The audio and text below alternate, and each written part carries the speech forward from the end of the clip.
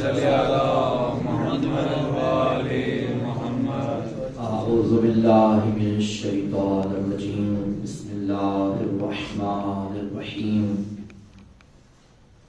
الحمد للہ العالم العلیم القادر الکبیر الذی لیس له نوع ولا جنس ولا نظیر الذی امر النبی البشیر والنذیر وصاحب المعراج وسراج منیر. یا ایھا الرسول بلغ ما انزل الیک من ربک فی خم الغدیر. فقال رسول اللہ من كنت ولیہ فعلی ولیہ والامیر. الصلاة والسلام والتحیۃ والاکرام علی سیدنا سید العرب والعجم حبیبنا وحبیب قلوبنا شفیع ذنوبنا طبیب نفوسنا اعنی العبد المعید الرسول المسدد المصطفى الامجد المحمود الاحمد ابا القاسم محمد.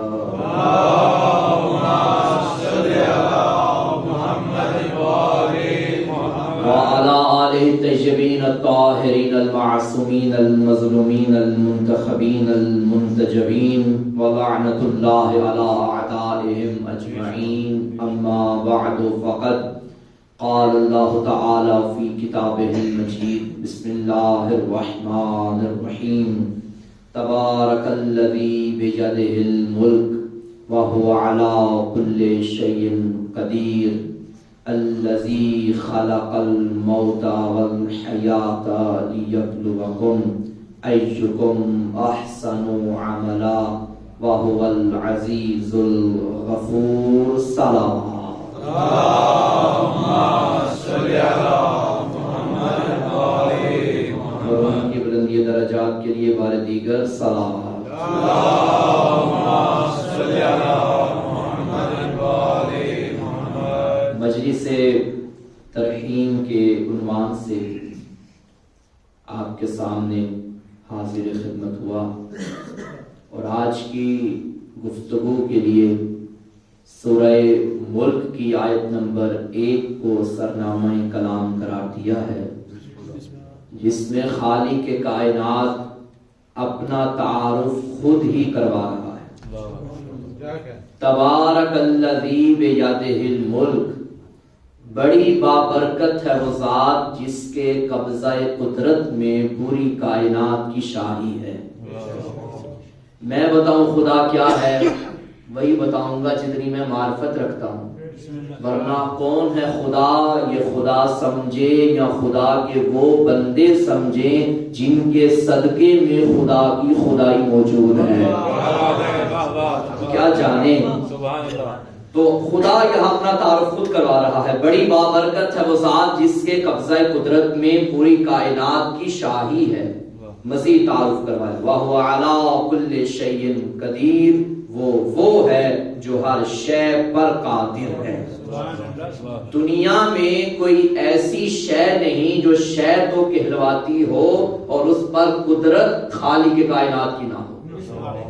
پھر مزید اپنا تعارف کروائے. الذی خلق الموت والحیات، وہ ہے جو تمہاری موت کا بھی خالق ہے، تمہاری زندگی کا بھی خالق ہے. زندگی اور موت کا خالق ذات خدا. اب سوال یہ ہے کہ اس نے ایک نظام ایسا بنایا، کسی کو 50 سال زندگی عطا کی، کسی کو 10 سال زندگی عطا کی، کسی کو 100 سال دے دی، کسی کو اس سے بھی اوپر دے دی. اب اس نے بندے کو بنایا کیوں؟ تو اس کا جواب بھی خالق کائنات نے اسی آیت کے اگلے حصے میں ارشاد فرما دیا. لیبلوکم ایکم احسن عملا. اس نے تمہیں زندگی اس لیے دی ہے، وہ دیکھنا یہ چاہتا ہے تم میں سے اچھے عمل کون کرتا ہے. احسن عملا. قبلہ تشریف فرما ہے، نصارت کر رہا ہوں، یہاں خالق نے اکثر عملا نہیں فرمایا، احسن عملا. وہ یہ نہیں دیکھ رہا کہ زیادہ عمل کون کرتا ہے، وہ یہ دیکھتا ہے اچھے عمل کون کرتا ہے. اکثریت کا مطلب احسن نہیں ہوتا. یہ نہ سمجھیے کہ جہاں اکثریت ہو وہی حق ہو. اکثریت میں حق نہیں ہے، حق میں اکثریت ہے. طاقت میں حق نہیں ہے، حق میں طاقت ہے. اللہ یہ دیکھنا چاہتا ہے کہ تم میں سے بہترین عمل کون کرتا ہے. اگر آپ کا دل ہو تو میں ذرا بتا دوں کہ اکثر اور احسن میں فرق کیا ہے. اکثر یعنی زیادہ، احسن اچھا. بعض اوقات یہ ہوتا ہے ایک شے اکثر نہیں ہوتی مگر احسن ہوتی ہے، اور ایسا بھی ہوتا ہے کہ ایک شے احسن ہوتی ہے اور اکثر بھی ہوتی ہے. یعنی احسن کے لیے اکثر ہونا ضروری نہیں، ممکن ہے ہو بھی جائے لیکن کم بھی ہو سکتا ہے، زیادہ بھی ہو سکتا ہے. میں آپ کو ایک حدیث سنا دیتا ہوں. حضور نے فرمایا تھا اے علی، اگر کوئی بندہ نوح نبی جتنی عمر رکھتا ہو، ساری زندگی عبادتیں کرتا رہے، دن کو روزے رکھے، رات قیام میں گزارے، احد پہاڑ جتنا سونا راہ خدا میں خرچ کر دے، پیدل پہ پیدل ساری زندگی حج کر دے، صفا و مروہ کے درمیان حالت مظلومیت میں قتل کر دیا جائے، اکثر ہے. لیکن اگر اس کے دل میں تیری ولایت نہیں، جنت تو دور جنت کی خوشبو بھی نہیں سن سکتا. اکثر ہے، احسن نہیں ہے.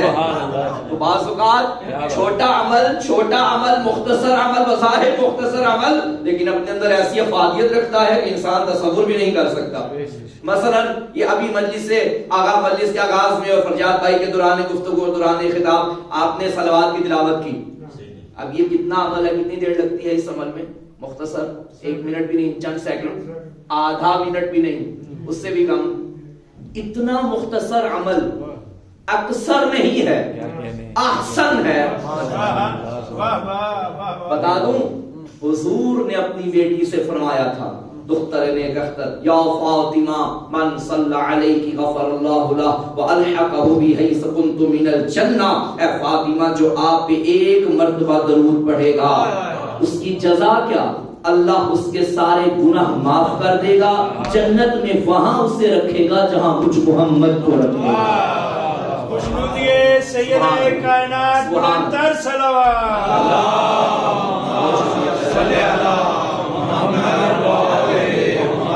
ظاہر اکثر نہیں مگر احسن ہے، احسن ہے. اللہ اکبر. اسی طرح مزید اب چونکہ ماہ رجب کا آغاز ہو چکا ہے تو رجب، شعبان، رمضان یہ وہ مبارک مہینے ہیں کہ جس میں مختصر سی عبادت بھی کریں اس کا ایک اپنا ثواب ہے. حضور اکرم تشریف فرماتے، منبر پہ آفتاب نبوت چمک رہا تھا، سامنے پروانے موجود تھے. نبی نے اچانک ایک سوال کر دیا، کون ہے تم میں سے جو سارا سال روزے رکھتا ہے؟ دوسرا سوال، کون ہے تم میں سے جو ساری رات اللہ کی عبادت کرتا ہے؟ تیسرا سوال، کون ہے تم میں سے جو روزانہ ختم قرآن کی تلاوت کرتا ہے؟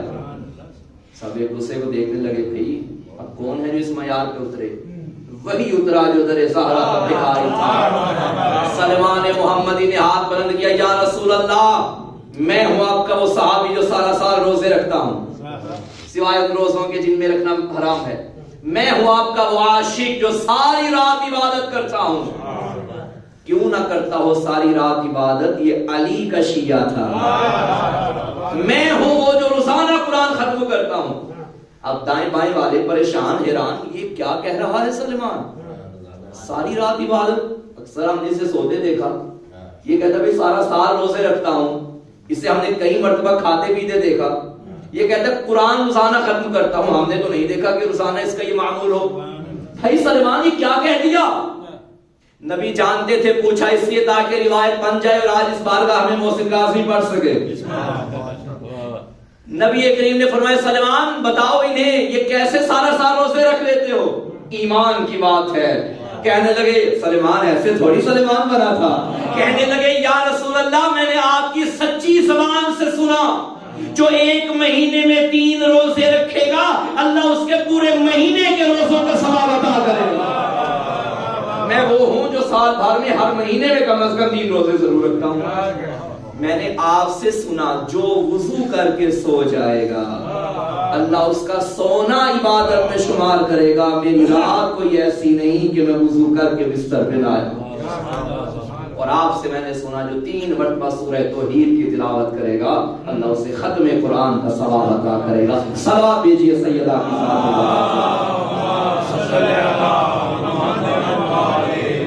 بظاہر عمل مختصر لیکن اپنے اندر کیا جزا. اور میں اپیل کروں گا خدا ہم سب کو توفیق دے کہ ان مہینوں کا ویسے حق ادا کر سکیں جیسا کرنا چاہیے.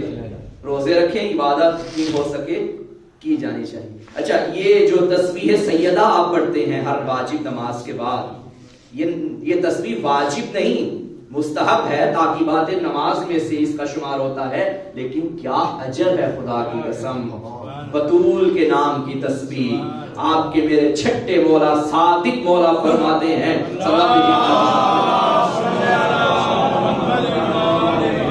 اگر جعفر صادق ایسی 70 رکعت نماز پڑھے کہ جس نماز کے بعد بطول کے نام کی تسبیح نہ ہو اور دوسری جانب وہ 2 رکعت پڑھی جائے جو تسبیح کے ساتھ پڑھی جائے, آقا فرماتے ہیں دونوں کو ایک ترازو میں رکھو, ان 70 رکعت کا وزن نہ ہوگا, 2 رکعت بلند سے بھی بلند نیچے ہوتی چلی جائے گی, وزنی ہوتی چلی جائیں گی. نعرہ تکبیر, نعرہ رسالت, نعرہ حیدری, خوشنودیے سیدہ کائنات بلند تر صلوات. ہے 2 رکعت لیکن چونکہ اس کے نام کی تسبیح ہے, اس کی زندگی کا ہر لمحہ ہی عبادت میں گزرتا ہے. اللہ نے کیا اجر عطا کیا. مختصر عمل مگر اپنے اندر کیا کیفیت اور کیا افادیت رکھتے ہیں. یہ جو غم حسین میں آپ تشریف لائے مجلس عزا میں, اور سارا سال الحمدللہ ہماری راتیں ہمارے دن مولا کے غم میں گزرتے ہیں, اور آپ سب کو خدا کی ذات سوائے غم حسین کے ہر غم سے محفوظ رکھے. اب ایک قطرہ ایک عزادار کی آنکھ میں آیا آنسو کا, بظاہر مختصر عمل ہے لیکن کیا کہنے, معصوم نے فرمایا من بکا او ابکا او تباکا وجبت لہ الجنہ, جو غم حسین میں روئے یا رلائے یا رونے کی شکل بنائے اس پہ جنت واجب ہے. عمل مختصر. اچھا, آپ زیادہ پریشان نہ ہو جائیں, میں ایک اور عمل بتاؤں اور بات آگے بڑھاؤں. عمل بظاہر مختصر لیکن جیسے جیسے اس میں معرفت بڑھتی چلی جائے گی وہ عمل باقی اعمال میں بھاری ہوتا چلا جائے گا. اب یہ ایک ہاتھ سے میں دوسرے ہاتھ پہ ضرب لگا رہا ہوں, اس پہ کتنی دیر لگی ضرب لگانے میں؟ 1 سیکنڈ, شاید اس سے بھی کم لگا ہو. اب نہ جانے علی کی ضربت میں معرفت کتنی تھی. بھائی ساری کائنات عبادتیں کرے تو کتنا وقت لگ جاتا ہے, صدیاں لگ جائیں گی. ازل سے اب تک ایک سلسلہ چلا ہے کائنات میں عبادتوں کا, لیکن آپ کے میرے سچے نبی نے فرمایا ضربۃ علی یوم الخندق افضل من عبادت ثقل. ساری کائنات عبادتیں کرے برابری نہیں کر سکتی اس علی کی ضربت کی جو یوم خندق ضرب ہوئی تھی. ایک ضربت. اب یہ کہنے دیجئے ساری کائنات سجدے کرتی رہے پھر بھی علی کی ضربت کے برابر نہیں, تو تو علی کی برابری کیسے کر رہا ہے؟ تو علی کی ضربت کے برابر نہیں. صلوات بھیجیے امام کی ذات پہ.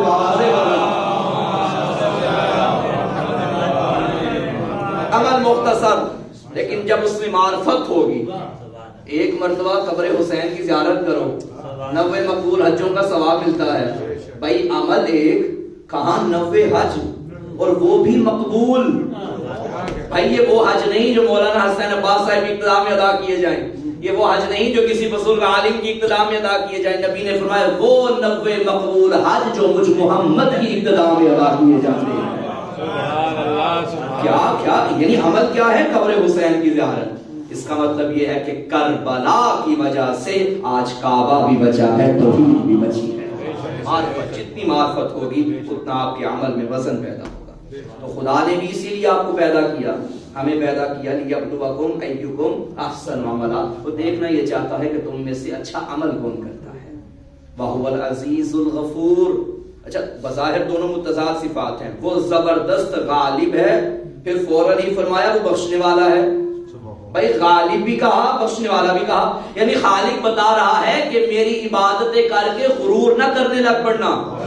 کہ مجھ جیسا کوئی ہے نہیں، میں 5 وقت کا نمازی، فلاں کی کیا اوقات کہ میری برابری کر سکے. خالق فرما رہا ہے خبردار، میں نے لمحے بھر کے غرور کی وجہ سے لوگوں کی ساری زندگیوں کی عبادتیں ضائع کر دی ہیں. میں زبردست غالب ہوں. پھر فوراً فرما دیا میں بخشنے والا بھی ہوں. اے میرا بندہ، اگر تیری زندگی میں کوئی ایسا موقع آیا ہی نہیں کہ تو میری بارگاہ میں آیا ہو اور تجھے آج بھی میری بارگاہ میں آتے حیا آتا ہے، کیسے جاؤں؟ میں تو کبھی جھکا ہی نہیں. آواز قدرت آئی، پریشان نہ ہو، میں نے تیرے در پہ 14 ہادی بھیج دیے ہیں. ایک کا دامن پکڑ کے آ جا، سفارش وہ کریں گے، معاف کرنا میرا کام ہے. وہ العزیز الغفور، وہ بخشنے والا، وہ غالب ہے. تو کیا آیت تھی؟ خلق الموت والحیات، وہ زندگی کا بھی، وہ موت کا بھی خالق، وہ زندگی کا بھی خالق. اگر آپ کا دل ہو تو میں مختصر سے وقت میں حقیقت حیات کو بیان کر دوں. قرآن میں یعنی زندگی جسے ہم سمجھتے ہیں، اے وہی زندگی ہے یا قرآن کوئی اور زندگی ہمیں دکھانا چاہتا ہے؟ ہم نے تو بظاہر یہ سمجھا کہ روح اور جسم متصل ہو تو زندہ، جیسے ہی روح جدا ہو مردہ، سانس کی ڈوری چلتی رہے تو زندہ، سانس رک جائے تو مردہ. مگر قرآن کو دیکھیے، قرآن نے ایسوں کو مردہ بھی کہا ہے جنہیں ہم زندہ کہتے ہیں، اور ایسے بھی ہیں قرآن نے زندہ کہا ہے جنہیں ہم مردہ کہتے ہیں. اچھا، مردہ میں اور زندہ میں ایک علامت یہ ہے کہ زندہ جہاں ہوتا ہے وہ کوشش کرتا ہے وہاں سے خوشبو آئے، لیکن مردہ اگر ایک ہفتہ کسی کمرے میں پڑا رہے بدبو. زندہ حالت حرکت میں رہتا ہے، مردہ حالت جمود میں رہتا ہے. زندہ کی علامت خوشبو پھیلاتا ہے، مردہ کی علامت بدبو پھیلاتا ہے. یہ ذہن میں رکھیے. 2 منٹ میں ایک واقعہ سنیے. چھٹے مولا گزر رہے تھے، 7 مولا کے صحابی تھے. ایک علاقہ آیا، مولا نے دعا کے لیے ہاتھ بلند کیے، میرا اللہ اس علاقے کے لوگوں کو بکھیر دے، انہیں منتشر کر دے، انہیں پھیلا دے. صحابہ نے آمین کہا. چند قدم آگے گئے، پھر مولا نے دعا کی، میرا اللہ اس بستی کے لوگوں کو یکجا رکھنا، انہیں ایک جگہ رکھنا، انہیں بکھرنے نہ دینا. صحابہ نے پھر آمین کہا، مگر اضطراب کے تیور لیے ہوئے عرض کرنے لگے، یا ابن رسول اللہ کیا وجہ؟ ان کے لیے دعا فرمائی انہیں دنیا کے کونے کونے میں پھیلا دے. ان کے لیے دعا فرمائی کہ انہیں ایک جگہ رکھنا. مولا نے فرمایا وہ ہمارے حکمداروں کا علاقہ تھا، یہ ہمارے دشمنوں کی بستی ہے. وہ جہاں جائیں گے خوشبو پھیلائیں گے، یہ جہاں جائیں گے بدبو پھیلائیں گے. محبت اہل بیت، محبت اہل بیت کی خوشبو پھیلاتا ہے زندہ. وہ مر بھی جائے تو زندہ ہوتا ہے. اب پتا چلا کیوں فرمایا من مات علی حب آل محمد مات شہیدا. وہ زندہ ہے. مات مغفورا، اس کی مغفرت ہو گئی. مات تائبا، وہ اس حالت میں مرا کہ اس کی توبہ قبول ہو گئی. کون؟ جو آل محمد کی محبت میں مر گیا. ایک بزرگ جا رہے تھے کہ سامنے سے کچھ لوگ ایک میت اٹھائے قبرستان کی جانب چل رہے ہیں. اس بزرگ نے ساتھ والے سے پوچھا یہ جسے لے کے جا رہے ہیں یہ زندہ ہے یہ مردہ؟ انہوں نے کہا حضور ظاہر ہے قرائن بتا رہے ہیں مردہ ہے، قبرستان کی جانب چل رہا ہے، کندھوں پہ اٹھایا ہے. انہوں نے کہا تم میری بات سمجھے نہیں. میں پوچھنا یہ چاہتا ہوں جسے یہ لے کے جا رہے ہیں آیا زندگی میں ایسے کام کر کے گیا ہے جو اسے مرنے کے بعد زندہ رکھیں گے، یا بے مقصد زندگی گزار کے چلا گیا؟ اور یقین کیجئے انسان کی زندگی شروع ہی تب ہوتی ہے جب ہم کہتے ہیں کہ اب زندگی ختم ہو گئی ہے. جب آنکھ بند ہوتی ہے اس وقت آنکھ کھلتی ہے، اس وقت آنکھ کھلتی ہے. حقیقی زندگی، سرمدی حیات، ابدی حیات انسان کے مرنے کے بعد. تو قرآن مجید نے کچھ لوگوں کو مردہ بھی کہا جنہیں ہم نے زندہ کہا. سورہ منافقون دیکھ لیجئے، ہیں زندہ مگر حقیقت میں مردہ. قرآن نے فرمایا کأنہم خشب مسندہ. ان منافقوں کی مثال تشبیہ دی کہ ان کی مثال اس خشک لکڑی جیسی ہے جسے دیوار کے سہارے لگا دیا جائے. اب بظاہر وہ کھانے پینے والے لوگ ہیں، چلنے پھرنے والے لوگ ہیں، دوڑنے والے لوگ ہیں، لیکن قرآن نے کیا کہا؟ ان کی مثال خشک لکڑی جیسی ہے، یعنی ہیں زندہ. تو قرآن نے کیا کہا؟ یہ منافق مردہ ہیں. بھئی جانتے ہیں منافق کیا ہوتا ہے؟ نہیں جانتے، چلے میں بتا دوں. یہ حدیث مولانا ہم بچپن میں اسکول کے نصاب کی کتاب میں بھی پڑھا کرتے تھے اسلامیات میں کہ منافق کی 3 علامتیں ہیں. پہلی علامت کہ جب بات کرے تو جھوٹ بولے، کلام کرے تو جھوٹ بولے. دوسری امانت کہ وعدہ کرے تو وعدہ خلافی کرے. تیسری علامت کہ جب اس کے پاس امانت رکھوائی جائے تو اس میں خیانت کرے. اچھا کمال یہ ہے کہ اللہ نے جب جھوٹوں پہ لعنت کرنی تھی تب بھی علی کو لے کے گئے، جب امانتیں پلٹانی تھی تب بھی علی کو سلایا، وعدے پورے بھی علی نے ہی محمد کے کر دیے. تو اس کا مطلب کہ 3 علامتیں بتا دی نا، جھوٹ بولے، وعدہ خلافی کرے، امانت میں خیانت کرے. اگر منافقت سے بچنا ہے تو ان تینوں سے بچ جاؤ. یہ تینوں تعریفیں، یہ 3 تعریفیں، 3 علامتیں ہیں منافق کی. صلوات پڑھے محمد و آل محمد. بظاہر زندہ قرآن نے بے جان کہا، مردہ کہا. اچھا کچھ ایسے بھی ہیں جنہیں ہم نے مردہ کہا، اپنے ہاتھوں سے دفن کیا، کفن پہنایا، غسل دیا، تجہیز و تکفین کے تمام مراسم ادا کیے، مگر قرآن نے فرمایا وَلَا تَحْسَبَنَ الَّذِينَ قُتِلُوا فِي سَبِيلِ اللَّهِ أَمْوَاتًا. خبردار، کہنا تو دور کی بات، سوچنا بھی نہ، خیال بھی نہ کرنا کہ وہ مردہ ہیں جو راہ خدا میں قتل ہو جائیں. یعنی قتلوا فی سبیل اللہ، فی سبیل اللہ. اچھا میں نے حدیث پڑھی ابھی آپ کے سامنے، یہاں کیا فرمایا؟ جو راہ خدا میں قتل ہو جائیں، جو خدا کے راستے میں قتل ہو جائیں. خالی فرما رہا ہے وہ مردہ نہیں ہے، وہ زندہ ہے. اور حضور نے فرمایا جو آل محمد کی محبت میں مر جائے وہ زندہ ہے. پتا چلا اللہ کے راستے کو محبت اہل بیت کہا جاتا ہے. یہ محبت اہل بیت ہے جو حقیقت میں خدا کا راستہ ہے. جو اس راستے میں مر جائے گا وہ مرا نہیں بلکہ وہ زندہ ہے. قتلوا فی سبیل اللہ. سبیل یعنی راستہ، اللہ کے راستے میں. سبیل کا مطلب کیا؟ راستہ، اللہ کا راستہ. سبیل اللہ، اللہ کا راستہ. اچھا قرآن مجید میں متعدد مقامات پہ راستے کے لیے کئی الفاظ استعمال کیے گئے عربی میں.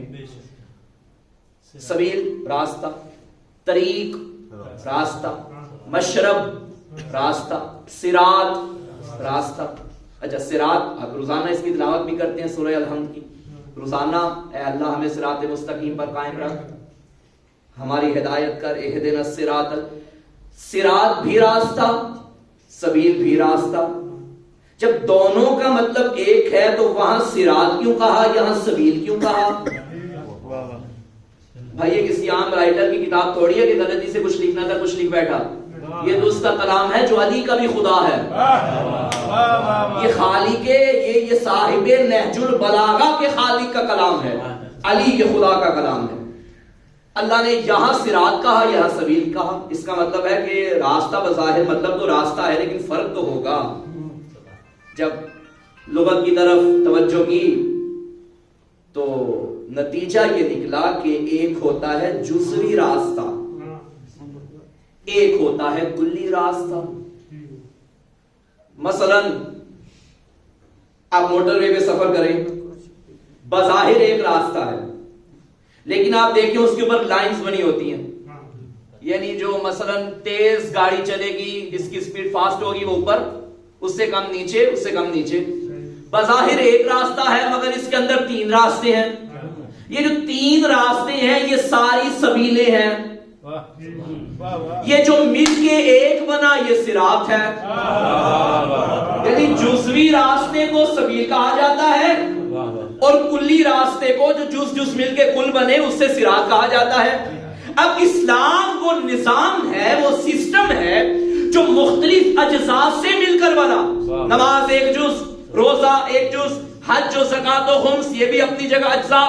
بس جو حالت نماز میں قتل ہو وہ بھی شہید، جو حالت روزہ میں مارا جائے وہ بھی شہید، جو حج کرتا قتل ہو جائے وہ بھی شہید، جو ذکر علی کرتا ہو جائے وہ بھی شہید، جو مظلوم کا ماتم کرتا مارا جائے وہ بھی شہید، جو مظلوم کے غم میں آنسو بہاتا مارا جائے وہ بھی شہید. جو ایک جزو دین کے دوران قتل ہو وہ شہید ہے، اور جو پورا دین قتل ہو وہ شہید نہیں، سید الشہداء بنتا ہے. وہ شہیدوں کا سردار بنتا ہے. خوشنودی سید الشہداء بلند تر صلوات.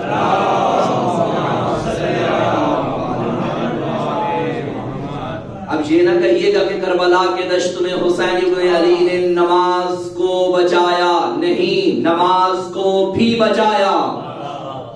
تمام دین اپنی زندگی کے آخری لمحوں میں جس طبیب کے در پہ آ کے شفا کی بھیک مانگے اسے حسین کہتے ہیں، اسے حسین ابن علی کہتے ہیں. اسلام کا طبیب حسین ابن علی. آج جس کو بھی زندگی ملے گی اسی سید الشہداء کے صدقے میں ملے گی. اب پتا چلا کہ زندگی وہ نہیں جسے ہم نے اپنی زندگی بنایا کہ چلتا پھرتا ہو تو زندہ ہے، کھاتا پیتا ہو تو زندہ ہے. بھائی اکثر کھانے پینے والے بھی مردہ ہوتے ہیں، اکثر بھوکے رہنے والے بھی زندہ ہوتے ہیں، چلنے پھرنے والے بھی مردہ ہوتے ہیں، مٹی کے نیچے دفن بھی زندہ ہوتے ہیں. حقیقی زندگی مرنے کے بعد شروع ہوتی ہے. اور الحمدللہ خدا کا شکر ہے. ابھی فرجاد بھائی بیان فرما رہے تھے وہ جو کلام، ایک روشنی آ گئی، یعنی ہم قبر میں گئے تو روشنی آ گئی. وہ حسین ابن علی نے جو تشریح کر رہا ہوں معاف کیجئے گا، جو حسین ابن علی نے چراغ بجھایا اس چراغ کے بجھنے سے روشنی آ گئی. بھائی جس کا بجھایا چراغ روشنی پیدا کرے اسی روشن آفتاب کو حسین ابن علی کہتے ہیں. اللہ اکبر. حسین ابن علی کا وہ در ہے کہ جہاں سے زندگیاں تقسیم ہوتی ہیں. جہاں کوئی جائے تو خالی نہیں پلٹتا. یہ تو وہ عظیم در ہے کہ جہاں وحشی بھی آئے تو انسان بن جاتا ہے، جہاں انسان بھی آئے تو مسلمان بن جاتا ہے. حسین کے در پہ مسلمان بھی آئے تو صاحب ایمان بن جاتا ہے. بھائی صاحب ایمان بھی آئے تو سلیمان بن جاتا ہے. یہ وہ در ہے جہاں بے زر بھی آئے تو ابو ذر بن جاتا ہے، جہاں بے داد بھی آئے تو مقدار بن جاتا ہے، جہاں مجبور بھی آئے تو مختار بن جاتا ہے.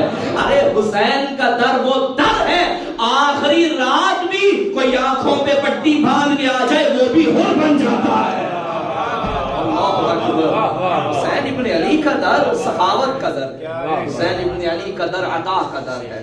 4 مصرے میں آپ کو ہدیہ کرنے لگا ہوں اگر آپ اجازت دیں. اور بظاہر آنکھوں پہ پٹی باندھی معافی مانگنے آیا، لیکن خدا کی قسم 4 مصرے لکھنؤ کے ایک شاعر ہیں انہوں نے کمال کر دیا. نقشہ وہی رکھا مقصد بدل دیا. اس نے کہا کہ جب حسین ابن علی کے گھوڑے کی لگام میں ہاتھ ڈالا تھا اور نے بظاہر ہاتھ ڈالا، بظاہر روک رہا تھا، لیکن وہ کیا جانتا تھا کہ تقدیر یوں ہی پلٹے گی. شاعر نے کہا کہ بیمار مسیحا سے دوا پوچھ رہا تھا، جینے کے لیے مرنے کی ادا پوچھ رہا تھا. حر نے شہ مظلوم کا رستہ نہیں روکا، پھٹکا ہوا راہی تھا پتہ پوچھ رہا تھا.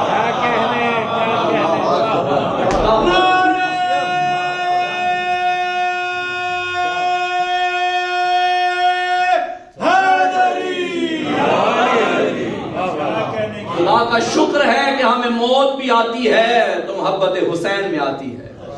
گھبرائے وہ کہ جس کے پاس کوئی ایسا پیر نہ ہو جو مرنے کے بعد اس کی خوشی کا سامان پیدا کرے. ہمارا وہ پیر ہے جو اپنے شیعوں کو یہ بشارت دے کے گیا کہ جو بھی مرتا ہے علی کو دیکھتا ہے. وہ الگ بات ہے کوئی مر کے علی کو دیکھے گا، کوئی دیکھ کے مر دیکھے گا ہر کوئی. الحمدللہ ہم موت سے گھبرانے والے نہیں ہیں. موت ملاقات علی کا بہانہ ہے. ہم نے تو حضور سے سنا تھا حب علی نبادہ، ذکر علی نبادہ، النظر الی وجہ علی نبادہ. علی کی محبت بھی عبادت ہے، علی کا ذکر بھی عبادت ہے، علی کے چہرے کی زیارت بھی عبادت ہے. جب تک زندہ رہے محبت والی بھی عبادت کرتے رہے، ذکر والی بھی عبادت کرتے رہے. اب تو مشتاق ہیں کب آنکھیں بند ہوں تاکہ تیسری عبادت بھی ہو جائے.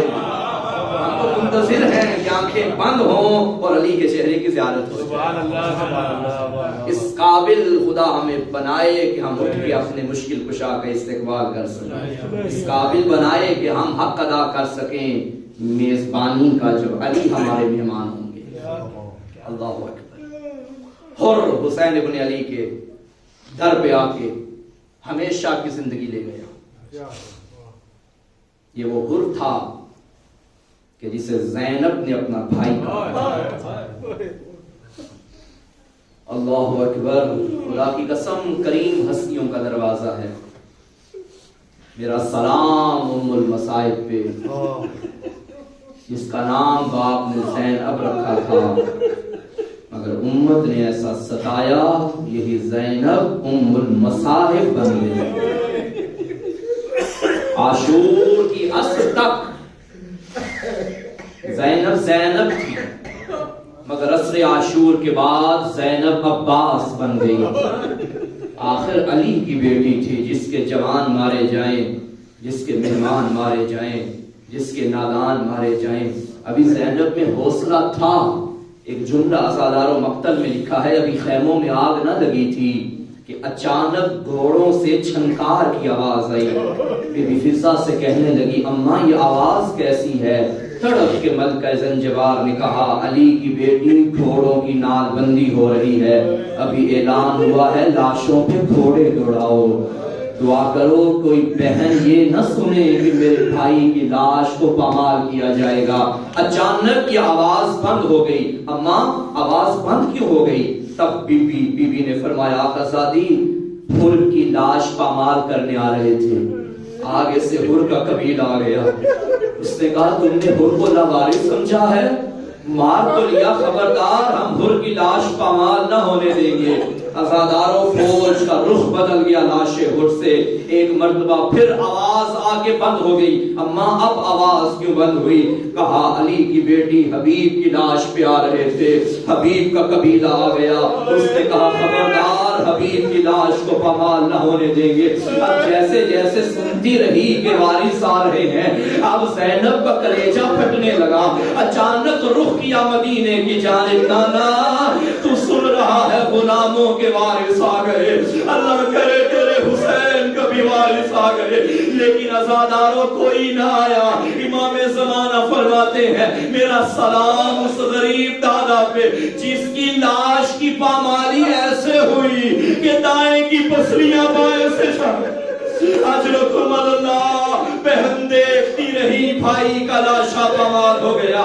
رونے والوں اب جب خیموں کو آگ لگ گئی, علامہ نقل فرماتے ہیں خیمے جلنے کے بعد بنی ہاشم کے بچے کربل کے دشت میں ایسے بکھر گئے جیسے ٹوٹی تسبیح کے دانے بکھر جاتے ہیں. اب زینب نے مزید حوصلہ پیدا ہو گیا, بچے تلاش کر رہی ہے. اچانک بہن ام کلثوم سے کہا بہنا میرے بھائی کے سینے کا تعویذ نہیں مل رہا, میری سکینہ نظر نہیں آ رہی. رونے والوں کہا ام کلثوم تو دریا پہ جا, میں مقتل میں جاتی ہوں. یا سکینہ چچا کی لاش پہ ہوگی یا سکینہ بابا کی لاش پہ ہوگی. اب زینب مقتل میں آ گئی. رونے والوں عباس آ رہا ہے مقتل میں اور رو رو کے کہتی تھی سکینہ آواز دو, میری جان کہاں چلی گئی. سکینہ راتوں کو باہر نہیں جایا کرتے.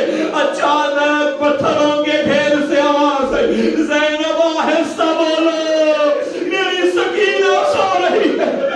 اجرکم اللہ. اب جب زینب آگے بڑھی کیا منظر دیکھا, پتھروں کے ڈھیر میں لاشا ہے, لاشے کے اوپر گری ہوئی ہے بچی. اچانک اٹھایا سکینہ اٹھیے, سکینہ اٹھیے, میری جان اٹھیے. رو کے کہنے لگی میں بابا کے سینے کے بغیر نہیں رہ سکتی. اب اچانک پھپھی نے سوال کر دیا سکینہ تو بابا کی لاش پہ آخر آئی کیسے ہے؟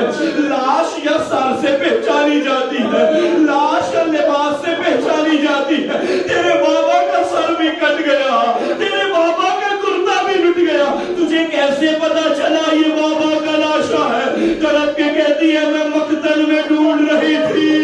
اچانک آواز آئی الیہ الیہ یا بنیہ میری سکینہ آجا. اجرکم علی اللہ, اجرکم علی اللہ.